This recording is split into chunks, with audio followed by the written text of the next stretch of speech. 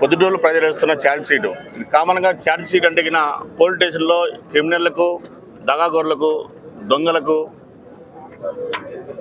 ఎలాంటి అనాగరిక చర్య చేసినా, ప్రజలపైన దాడి చేసినా కానీ వాళ్ళకు పోలీసులు వేసేది ఛార్జ్ షీట్ అంటారు. కానీ ఇక్కడ పొద్దుటూరు ఎమ్మెల్యే శివప్రసాద్ రెడ్డికి పొద్దుటూరు ప్రజలు వేస్తున్న ఛార్జ్ షీట్ ఇది.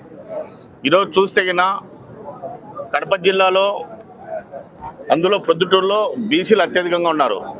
దాదాపు 1,50,000 మంది బీసీలు ఉన్నారు. ఇక్కడికి వచ్చిన ఇక్కడ గతంలో 20 సంవత్సరాలు 25 సంవత్సరాల కింద వరకు హత్య రాజకీయాలు నడిచేవి. కానీ 25 సంవత్సరాల కింద తర్వాత ఇప్పటి వరకు ఎక్కడ కానీ హత్య రాజకీయాలు నడిచే పరిస్థితి లేదు.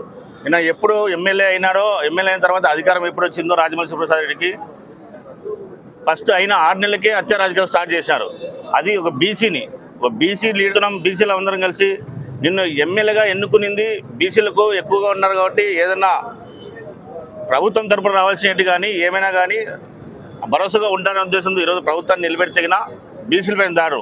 ఈరోజు బీసీలు ఆస్తులు ఎప్పుడో వాళ్ళ పూర్వకాలంలో వాళ్ళ తల్లిదండ్రులతో అబ్బగారితో ఆస్తులు ఉంటేగిన ఆ ఆస్తులపైన కన్ను పడితేగిన ఆ ఆస్తి ఇవ్వకుంటేగిన ఆ బీసీ వ్యక్తికి సంబంధించిన భూమిని నువ్వు రాపిస్తావు రాపివా అంటే రాపియను, నా భూమి నేను పెట్టుకుంటాను, నాకు గుర్తుగా ఉండాలి, నా బిడ్డలు కావాలంటే వాళ్ళ కొడుకు మీద కేసు పెట్టి 2 నెలలు జైల్లో పెట్టడం జరిగింది.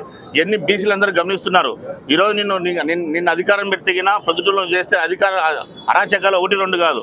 కాబట్టి నువ్వు ఏ మహం పెట్టుకొని ఈరోజు మా బీసీల ఇళ్ళ కాడికి వచ్చి మా బీసీల ప్రాణాలు తీసి ఈరోజు మా బీసీల ఇళ్ళ కాడికి వచ్చి ఎట్లా ఓటు అడుగుతావని మేము సుడిగా ప్రశ్నిస్తాం ప్రొద్దుటూరు ఎమ్మెల్యే గారిని. కాబట్టి ఇప్పటికైనా బీసీలందరూ ఖచ్చితంగా ఈ ప్రొద్దుటూరులో మార్పు రావాలి. ఇప్పటి వరకు ఈ 10 ఏళ్ళు వైసీపీ ఎమ్మెల్యేగా గెలిపించవచ్చాము. ప్రొద్దుటూరుకు చేసింది ఏం లేదు. మన ప్రాణాలు తీస్తున్నారు, మన ఆస్తులు తీసుకుంటున్నారు. కాబట్టి నెక్స్ట్ ఈ నెల 13వ తేదీ జరగబోయే ఎన్నికల్లో ఎంపీకి, ఎమ్మెల్యేకి సైకిల్ గుర్తు వేసి ఖచ్చితంగా ఎమ్మెల్యేగా వరదాడి గారిని గెలిపించాలని అందరినీ పేరు పేరున నమస్కరిస్తూ సెలవు తీసుకుంటున్నాం.